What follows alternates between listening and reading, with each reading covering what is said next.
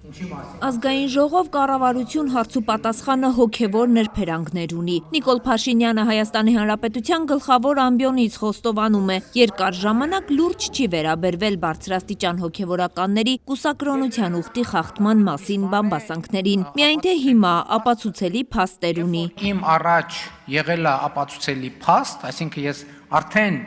չէի կարող համոզված չլինել այդ լուրերի ճշմարտացիության մեջ, որպես հայ առաքելական եկեղեցու հետևորդ, որպես մարդ, որ ունի հոգևոր կյանք, ինձ համար հարց էր, թե ինչպես պետք է ես վերաբերվեմ այս ամեն ինչին, եւ ինձ համար պարզ էր, որ ես այդ ամեն ինչին պետք է վերաբերվեմ համաձայն հայ առաքելական եկեղեցու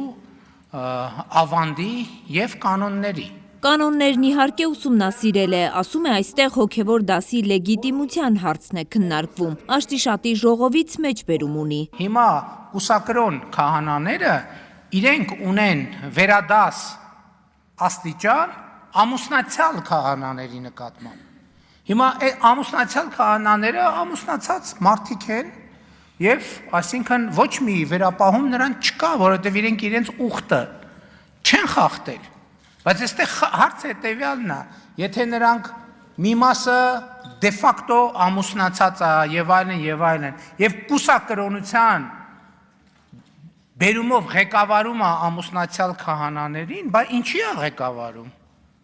Ընդհակառակը ամուսնացյալ քահանաները այս համատեքստում եւ հոգևոր եւ բարոյական առումով շատ ավելի բարձր են,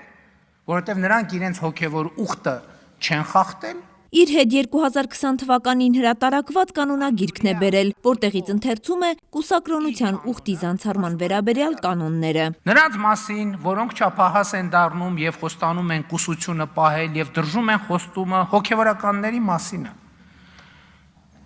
Շնություն անելով այլևս կույս չեն կարող համարվել, այսինքն կույս չեն կարող համարվել, կուսակրոն չեն կարող համարվել, եպիսկոպոս չեն կարող համարվել, աբեղա չեն կարող համարվել, վարդապետ չեն կարող համարվել, կաթողիկոս չեն կարող համարվել, որովհետև այդ բոլոր պաշտոնների համար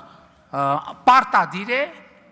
կուսության կամ կուսակրոնության ուխտը։ Երբ շատերը գիտեն ուխտի խախտման մասին, բայց լռում են հայաստանյաց առաքելական Սուրբ եկեղեցու հիմքերը խարխրելու ուղիղ գործելակերպ է համարում։ Այս ժողովածուն ասում է, որ օրինակ Կտրիչ Ներսիսյանը կաթողիկոս չի ինքը։ Ինքը իրավունք չունի հաղորդակցվել մեր եկեղեցու սրբությունների հետ։ Ինքը եկեղեցից կանոնը ասում է եկեղեցուց դուրս պետք է մղվի եկեղեցուց։ Ոնց կարանք մենք թույլ տանք, որ վեհարանում գտնվի մի մարդ, որը արհամարել է մայրաթոր Սուրբ Էջմիածնի խորանի առաջ ծնկաչոք իր ստանձնած ուխտը, ոնց կարանք մենք դա հանդուրժենք։ Թադևոս Ավետիսյանը ազգային ժողովի մուտքի մոտ հավաքված անհետ կորածների հարազատների պահանջն է ներկայացնում։ Գտնվելու վայրը անհայտ մեր զինվորների հարազատների հետ ես հանդիպել եմ 2 շաբաթ առաջ կառավարությունում, այսինքն ինչպես նախկինում մեր հանդիպումները երբեք չեն լուսաբանվում եւ այդ հանդիպման ընթացքում մենք ձեռք ենք բերել կոնկրետ պայմանավորվածություն։ Իրենք ինձ տվել են, ինչպես պայմանավորվել ենք 5 կոնկրետ հարց, որի շուրջ ես ասել եմ, պայմանավորվել եմ, որ այդ 5 հարցերով ես անձամբ կզբաղվեմ եւ մենք հենց այդ հանդիպման ժամանակ ասել եմ, որ հարցերը, երբ որ որորը փոխանցեք, ուղիղ 2 ամիս անց օրացուցային տեղի կունենա մեր մյուս հանդիպումը, որպեսզի ես այս բոլոր հարցերին պատասխանեմ։ ԱԾ տնօրենի պաշտոնանկությունը որևէ բան չի փոխել եւ չէր կարող փոխել։ Հետո կրկին եկեղեցու թեմայով են հարցադրումները, ինչպես են կառավարությունում պատկերացնում հոգևոր դասի փոփոխության բուն գործընթացը։ Կտրիչ Ներսիսյանը իր իսկ մայրաթոր Սուրբ Էջմիածնի խորանի առաջ ինձ ստանձնած եւ ստորագրած ուխտը խախտել է։ Հասկանում եք, նա սա նշանակում է, որ վեհարանում նրա մնալու ամեն օրը խարխլում է հայ առաքելական եկեղեցու հիմքերը, ավանդները, կանոնները, որոնց հղում է արվում այստեղ։ Ես պատկերացնում եմ հետեւյալ կերպ, որ մենք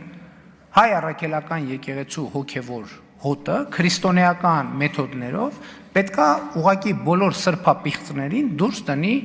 մայրաթորից, տենց եմ պատկերացնում, սիրով քրիստոնեաբար, բայց հետևողական։ Սամվել Կարապետյանին աջակցության համար հեծից ստիպողաբար մարդկանց են տանում ցույցի մասնակցելու։ Լուրերը Սոնա Ղազարյանն է ստացել, Փաշինյանն էլ իրավիճակը որպես հանցագործության մասին ահազանգ է որակում։ Հեսա շատ արագ հեծը լինելու է պետական սեփականություն։ Հեծի այն աշխատողները, որոնք հիմա կֆիքսենք մենք, ովքեր այդ գործողությունը անում են եւ մարդկանց տիպողաբար ցույց են բերում, տեսեք հետո բան չլինի, հետո չասեն վայ, բա գիտեք եւ այլն, բոլորը ազատվելու են աշխատանքի։ Այն ԶՊՄԿ-ի են բանի ուժեղ տղեկի նման, էլի ծնկաչոք գալու են մեր դռների դեմը կանգնեք, տեսեք, ոչ մեկը ոչ մեկին ներում չի լինելու, ոչ մեկին։ Արևիկ Սարդարյան, Արմալուր։